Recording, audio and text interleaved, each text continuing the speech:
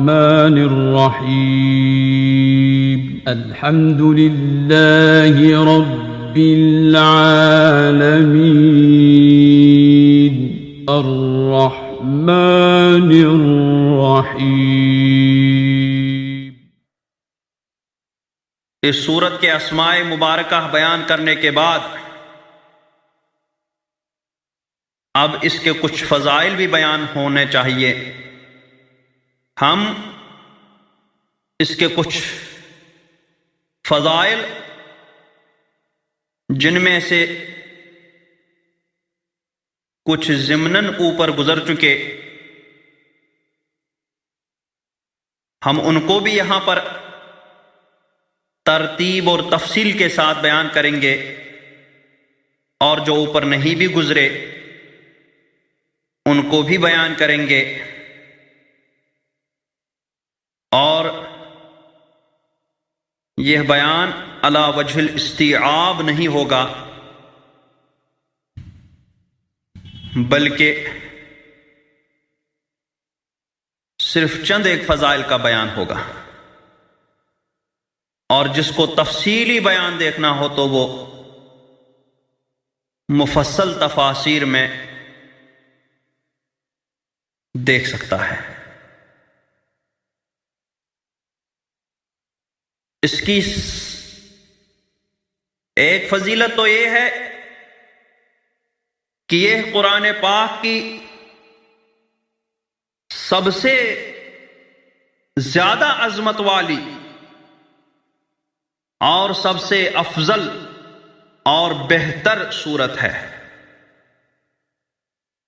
حضرت عبداللہ بن جابر رضی اللہ تعالی عنہ سے روایت ہے کہ رسول اللہ صلی اللہ تعالی علیہ وسلم نے ان سے ارشاد فرمایا کہ کیا میں تمہیں قرآن پاک کی سب سے بہترین صورت کی خبر نہ دوں؟ کہتے ہیں میں نے عرض کیا رسول اللہ صلی اللہ علیہ وسلم کیوں نہیں، ضرور بتائیں۔ تو سرکار نے فرمایا فاتحۃ الکتاب، سورہ فاتحہ۔ حضرت انس رضی اللہ تعالی عنہ فرماتے ہیں کہ سرکار دو عالم صلی اللہ تعالی علیہ وسلم ایک سفر میں تھے تو ایک جگہ رک گئے، تو صحابہ کرام رضوان اللہ تعالی علیہم اجمعین میں سے ایک شخص آپ کے قریب گیا، نبی کریم صلی اللہ تعالی وسلم اس کی طرف متوجہ ہوئے اور ارشاد فرمایا کہ کیا میں تمہیں قرآن پاک کی سب سے افضل سورت کی خبر نہ دوں؟ اس کے بعد سرکار دو عالم صلی اللہ علیہ وسلم نے یہ سورہ مبارک تلاوت فرمائی، یعنی الحمدللہ رب العالمین الی آخر الآیہ۔ حضرت ابو سعید ابن معلا رضی اللہ تعالی عنہ فرماتے ہیں میں نماز پڑھ رہا تھا، نبی اکرم صلی اللہ تعالی وسلم نے مجھے بلایا، میں نہیں گیا۔ پھر نماز پڑھ کر کے میں جب گیا تو آقا صلی اللہ تعالی وسلم نے ارشاد فرمایا الم یقل اللہ استجیبوا للہ وللرسول اذا دعاکم، کہ تم کیوں نہیں آئے؟ بتایا نماز پڑھ رہا تھا، تو فرمایا کہ اللہ تبارک و تعالی نے یہ نہیں فرمایا کہ اللہ اور رسول کو جواب دو، ان کے پاس حاضر ہو جب وہ تمہیں پکاریں؟ پھر فرمایا کہ ضرور میں تمہیں قرآن پاک کی سب سے زیادہ عظمت والی صورت سکھا دوں گا، مسجد سے نکلنے سے پہلے پہلے۔ پھر آپ صلی اللہ تعالی وسلم نے میرا ہاتھ پکڑا، اور جب ہم نے نکلنے کا ارادہ کیا تو میں نے عرض کیا رسول اللہ صلی اللہ تعالی علیہ وسلم، کیا آپ نے نہیں فرمایا تھا کہ میں تمہیں قرآن پاک کی سب سے عظمت اور سب سے بزرگ سورت نہیں سکھاؤ ضرور سکھاؤں گا؟ تو سرکار دو عالم صلی اللہ تعالی وسلم نے ارشاد فرمایا، الحمدللہ رب العالمین، ہی السبع المثانی والقرآن العظیم الذی اوتیتہ، یہ سبع مثانی ہے اور قرآن عظیم ہے جو مجھے عطا کیا گیا۔ اس کی دوسری فضیلت یہ ہے کہ اس جیسی سورت کسی بھی الہامی کتاب میں نازل نہیں ہوئی، نہ تورات میں، نہ انجیل میں، نہ زبور میں، اور نہ ہی قرآن پاک میں اس کے علاوہ دوسری صورتوں میں سے کوئی صورت اس جیسی ہے۔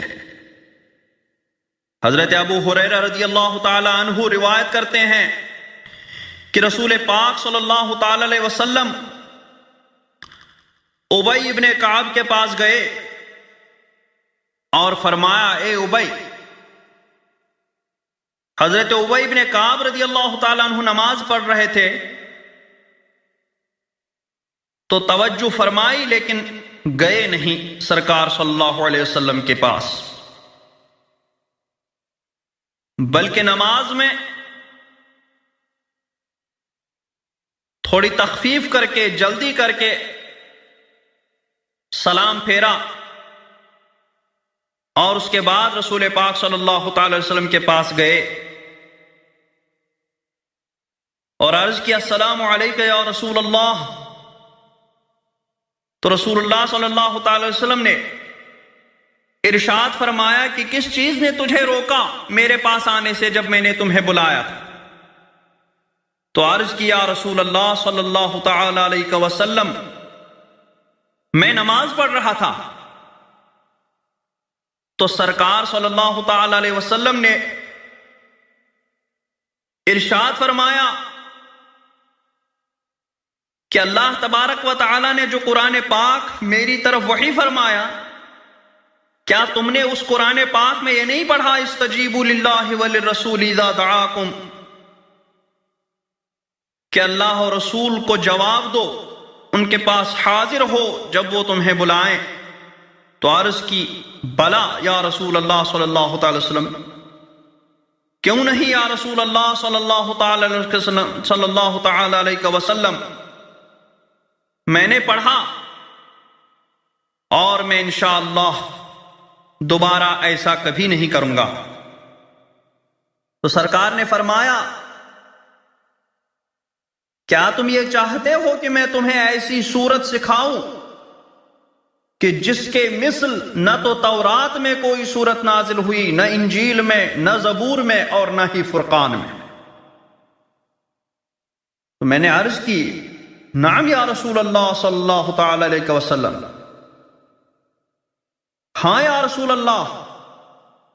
تو رسول اللہ صلی اللہ تعالی وسلم نے ارشاد فرمایا کہ تم نماز میں کیسے پڑھتے ہو؟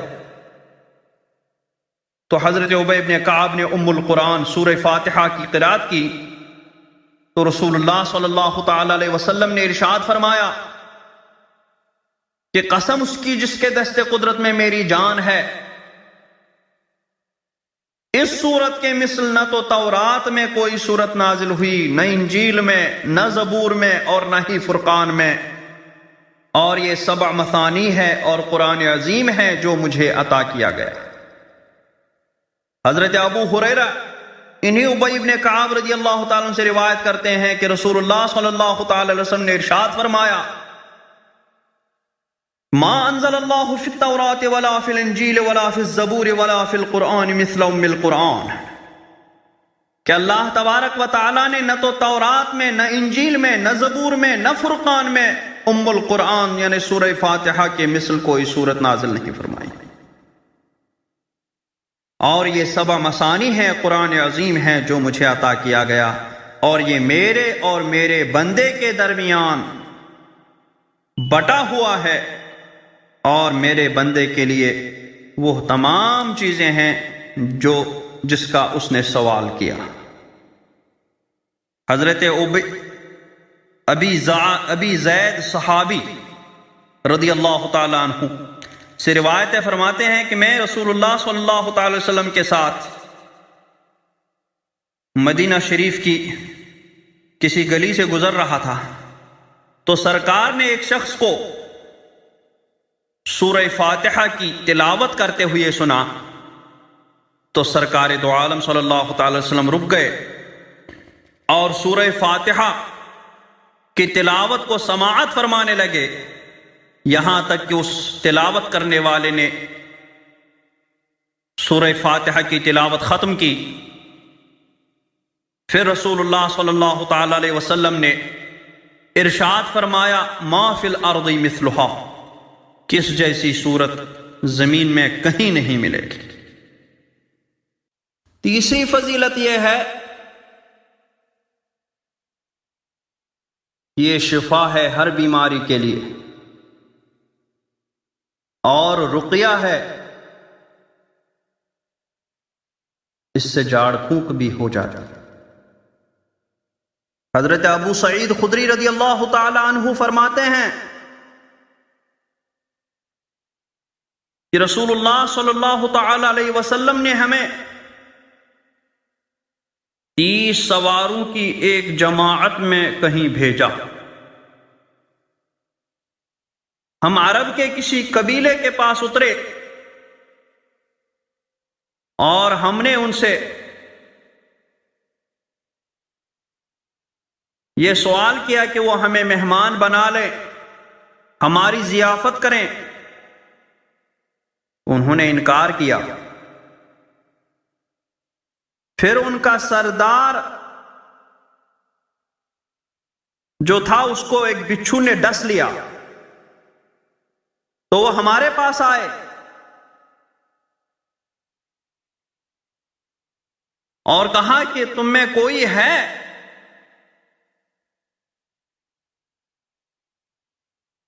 جو بچھو کے ڈنک سے جھاڑ پھونک کرے؟ تو میں نے کہا ہاں میں کر سکتا ہوں، لیکن میں تب تک نہیں کروں گا جب تک تم ہمیں کچھ نہ دو گے۔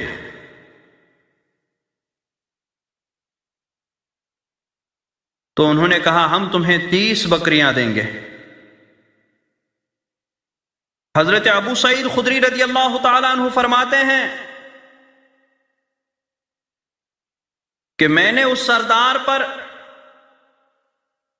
7 مرتبہ سورہ الحمد سورہ فاتحہ پڑھ کر دم کیا تو وہ ٹھیک ہو گیا۔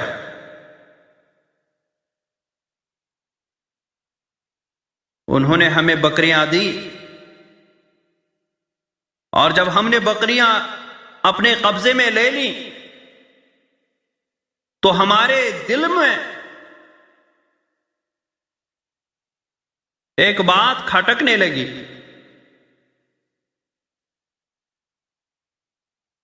کہ کیا ہمارے لیے ان بکریوں کو کھانا جائز ہے کہ نہیں؟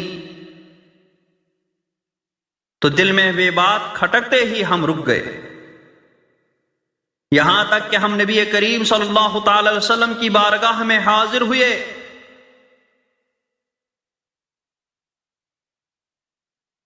اور آپ سے سارا قصہ بیان کر دیا تو آپ صلی اللہ تعالی علیہ وسلم نے ارشاد فرمایا اما علمت انہا رقیہ، کیا تمہیں معلوم نہیں کہ یہ سورہ فاتحہ رقیہ ہے؟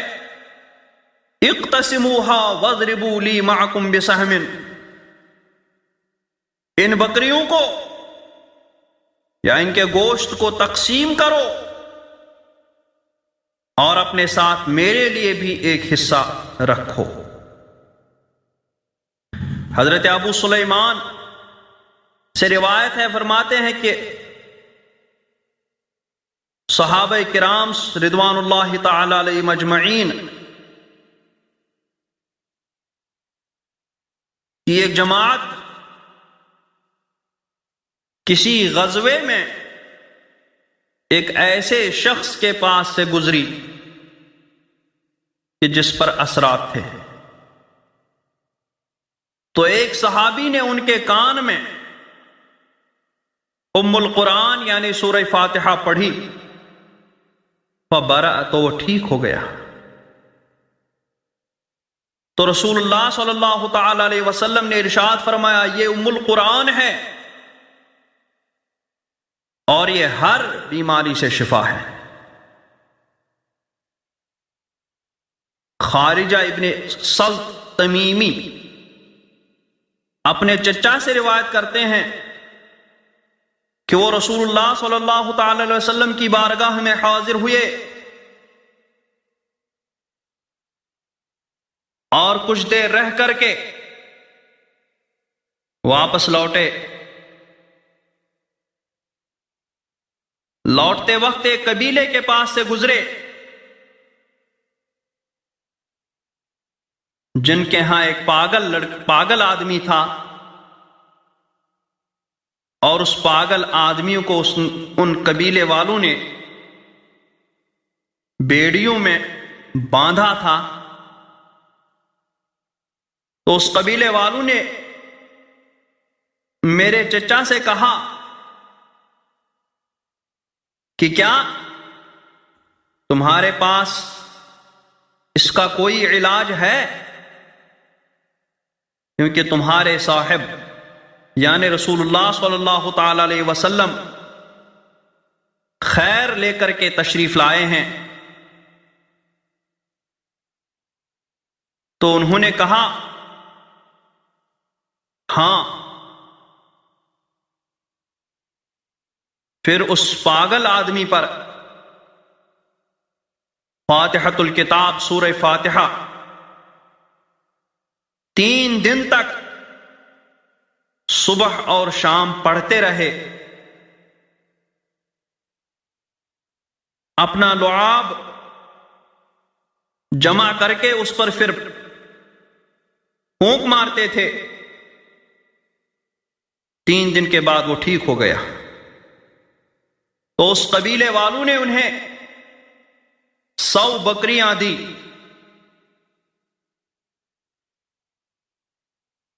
تو وہ سرکار دو عالم صلی اللہ تعالی علیہ وسلم کی بارگاہ میں حاضر ہوئے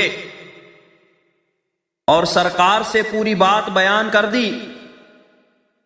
تو سرکار نے فرمایا کہ کھاؤ، تم نے تو سچے رقیے سچے جھاڑ پھونک سے کھایا ہے۔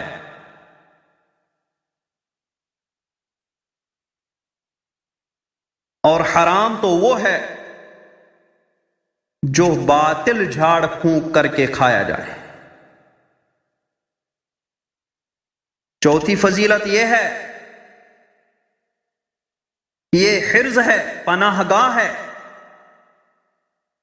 اور حصار ہے اس چیز کے لیے جس پر اس کو پڑھا جائے یا اس شخص کے لیے جو اس کو پڑھے۔ حضرت عمران ابن حسین رضی اللہ تعالی عنہ سے روایت ہے کہ فاتحۃ الکتاب اور آیت الکرسی جس گھر میں ان دونوں کو پڑھا جائے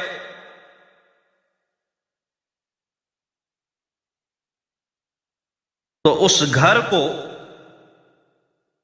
اس دن نہ تو کوئی انسان نقصان پہنچا سکتا ہے اور نہ ہی کوئی جن نقصان پہنچا سکتا ہے۔ حضرت شداد ابن اوس رضی اللہ تعالیٰ عنہ سے روایت ہے، فرماتے ہیں کہ رسول اللہ صلی اللہ تعالی علیہ وسلم نے ارشاد فرمایا کہ جب تم میں کوئی بستر پر سونے جائے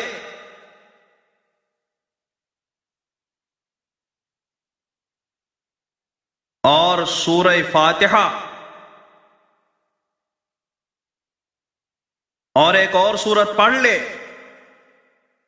تو اللہ تبارک و تعالی ایک فرشتے کو مقرر فرماتا ہے جو فرشتہ اس کے ساتھ رہتا ہے یہاں تک کہ وہ بندہ اٹھ جاتا ہے، نیند سے جاگ جاتا ہے تو وہ فرشتہ بھی وہاں سے چلا جاتا ہے۔ اسی طرح